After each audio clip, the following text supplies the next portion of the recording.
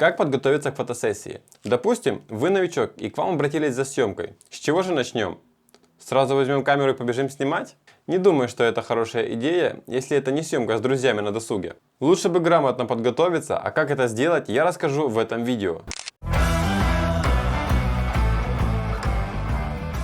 Для начала определимся, что есть два вида съемок – коммерческая и творческая.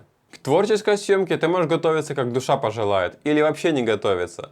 Но если ты снимаешь коммерцию, у тебя нет права на ошибку. А чтобы ее не допустить, нужно хорошо подготовиться. Ведь грамотная подготовка способна компенсировать даже нехватку опыта. Даже если вы новичок и не уверены в своих навыках, то она позволит не упасть лицом в грязь перед клиентом и успешно выполнить заказ на профессиональном уровне. И в этом видео мы разберем, как готовиться именно к коммерческой съемке. Поэтому вооружитесь блокнотами и внимательно вникайте. Готовы? Тогда начнем. Первое, с чего можно начать, чтобы заложить фундамент успеха, это познакомиться со своим клиентом. Проведите с ним хотя бы час, просто болтая о его жизни за несколько недель до съемок. Это важный момент, потому что, как вы обнаружите, люди, которых вы фотографируете, сами не понимают, чего они хотят. Ваша работа выяснить это. Возьмите в них интервью, узнайте об их симпатиях и антипатиях, об их личности, чтобы созданная вами фотосессия соответствовала тому, кто они и чего хотят.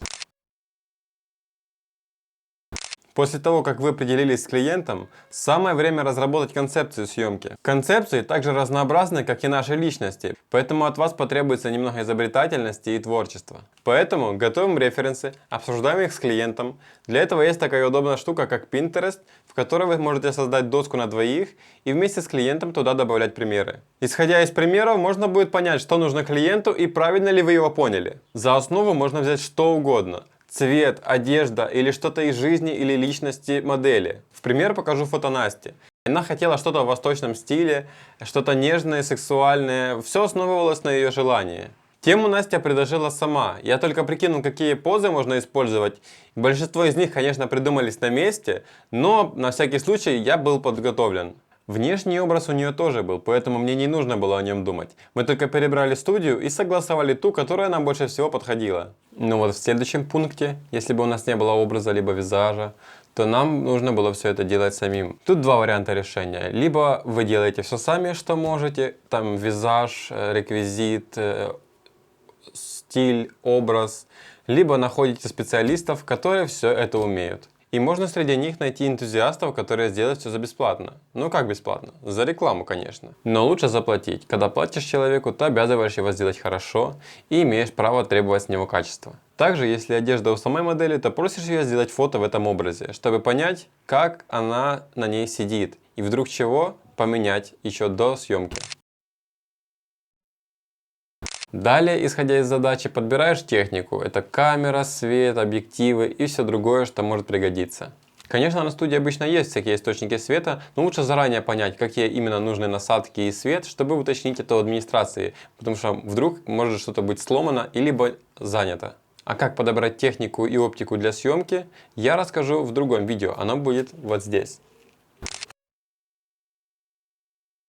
И как бы вы ни готовились, будьте готовы ко всему. Проверьте и подготовьте камеру.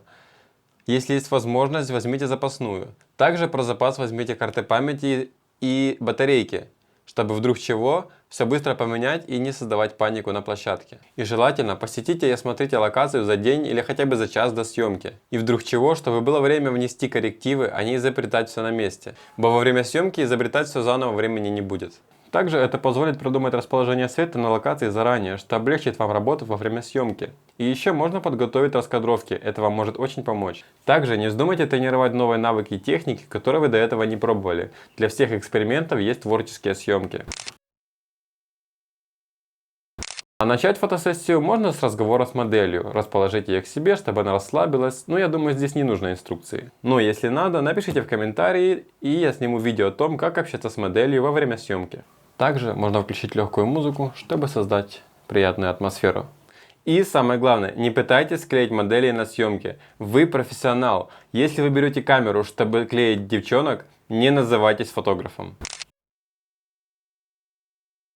Итого, что нам нужно в подготовке к фотосессии? Познакомиться с заказчиком, подготовить референсы и стилистику, подобрать одежду и найти ее, если надо, найти необходимые аксессуары. Если нужен визажист, находим визажиста. Найти локацию, изучить ракурсы, проблемные места, чтобы подходило под задумку. Подготовим оборудование.